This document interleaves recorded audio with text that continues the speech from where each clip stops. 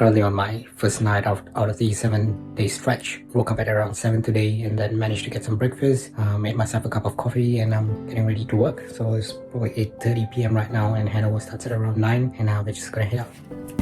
Right, so currently on day 7. Let me just turn on the lights a bit. Tough few days, a lot of sick patients in the ward. Thankfully we have got a good team and amazing people to work with. Second row of nights seemed more hectic and busier compared to the earlier ones, but yeah, a lot of cases to learn. Good stuff. Looking forward for the break, and yeah, we'll go from there.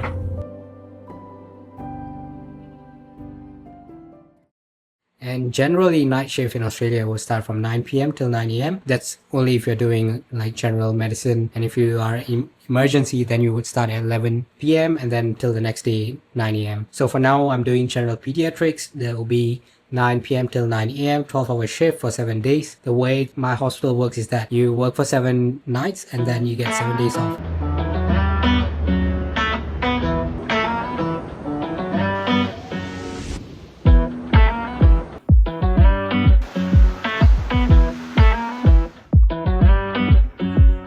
There have been busy nights, lots of learning, especially really complicated cases, patients with cancers, and those who've been undergoing renal dialysis and everything. But overall, pretty good team, supportive. Not gonna lie, 7 nights is rough, but I think the most important thing during nights is to prioritize most urgent tasks first on, and then throughout the night. I think after 4 or something, you sort of settle down, depending on how much admissions you get overnight. So I was just trying to get my car out of the parking lot, and somehow at the back there's this creature out here. Bruh, it's going off at last. This rotation is probably one of the most challenging term I've had compared to the other ones. That's because when you're dealing with adults compared to pediatrics, the whole system is different by itself. So in terms of managing the patient itself is so much more different. The way you chart medications, giving some fluids, so everything's sort of different, and you can't really apply whatever you've got in the adults land back in pediatrics. So you do feel like back to square again when you're starting as an intern. You don't know what to chart and how is it going to affect the patient. It's good because that puts you in a position where you sort of learn from the ground about managing pediatric patients. Puts you in your out of your comfort zone, and you get to learn and knowing that even though you're like in few years of medical training, it sort of tests you in terms of your knowledge and also your patience, and gives you a reality check that everything's about learning one by one, and never to assume that you know everything. And it's good to have the confidence, but it's not sometimes good to know that the confidence can overshadow your clinical judgment at the same time and stops progress in gaining knowledge and experience and asking for help when needed. And what I've learned is that there's a lot of as opposed to adult land in pediatrics, there's a lot of communication that goes into managing patient, especially with family members. They're talking to their parents. Sometimes they don't really understand what's going on.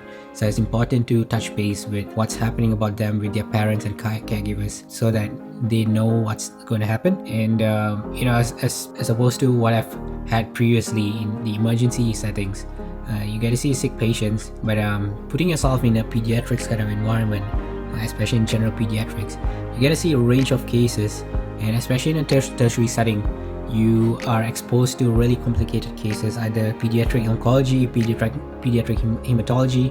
In pediatrics, because they sort of deteriorate really fast, you have to take sort of a lot of actions to make sure they're not heading into a certain direction. And getting cases from rural areas where they can't really manage these cases, and they get sent here. And one of the best things is that you get to learn these cases, even though they are rare, but it gives you exposure to what things are there. I don't know why, but in pediatrics there are a lot more emotions involved in taking care of patients.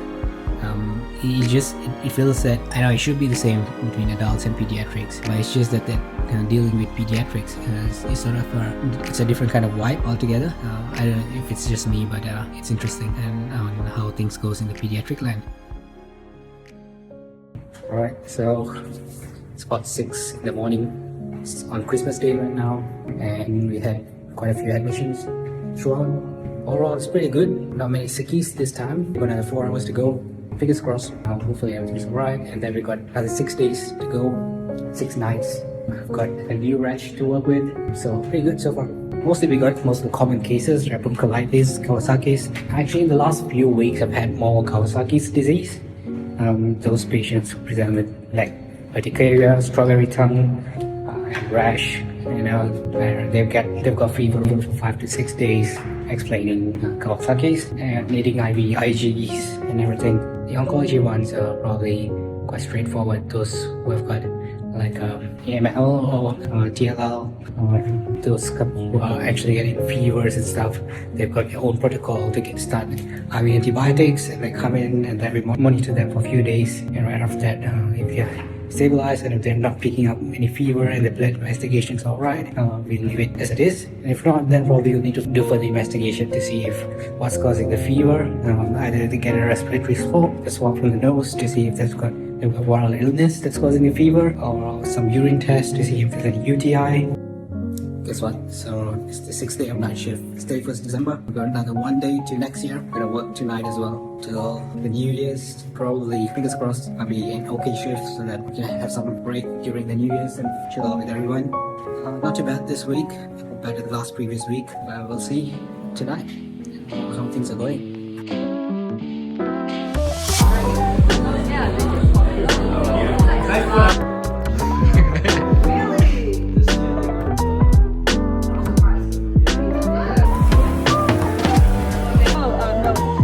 Good. Legion here. Sasa, Sarah, Chef. So it's my second last day, my 7-day break out of my night shifts, and trying to actually get to the beach, probably to do some workout and some run. And I've not been running so much in the beach these days, so why not? The weather's great out there, and yeah.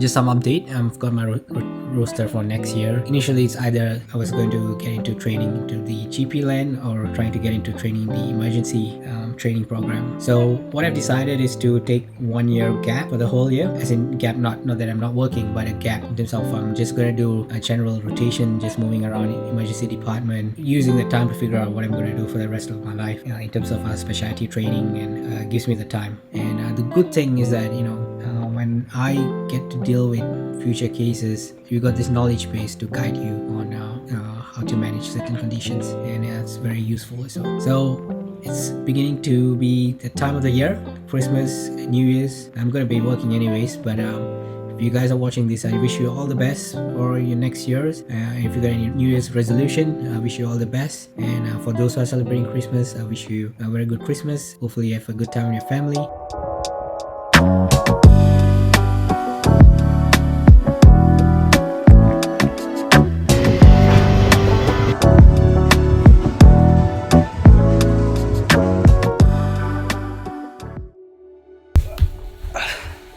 Sorry, the New Year's, it's 2026. 2025 has been a good ride so far, and I would say it was hell of a ride, going through the rotations and meeting new people along the way, new journey experiences with the consultants, registrars, and learning lots of things from patients as well. Along the way, you sort of learn different things, different aspects. Apart from the knowledge, you also learn dealing with emotions of patients during these difficult periods, and all this sort of I feel it makes you a really good doctor, and at the same time it gives you more perspective and depth in terms of treating patients when they are at their tough times. I would say among all the other rotations compared to emergencies and also obstetrics, I felt probably the most hardest rotation I've had this year would be pediatrics. I think especially because during my night shift, 7 nights and 7 days off kind of rotation, you are sort of locked in during the 7 nights. You got no social life. It's just 12-hour shifts. You come back and then you get back to work again for 7 days. And once you're on your 7-day cycle, 7-day off cycle, you sort of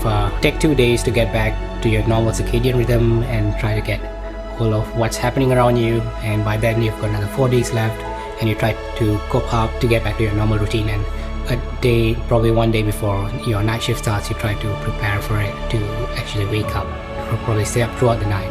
My term for pediatrics will be for 3 months, but I guess all in all, I think pediatrics is great rotation to have. I think especially that I've been in the adult part for a long time, and I've only had one pediatric emergency rotation. I guess this, even though this rotation is coming to an end in 1 month, I would say it was one of the best rotation I've had.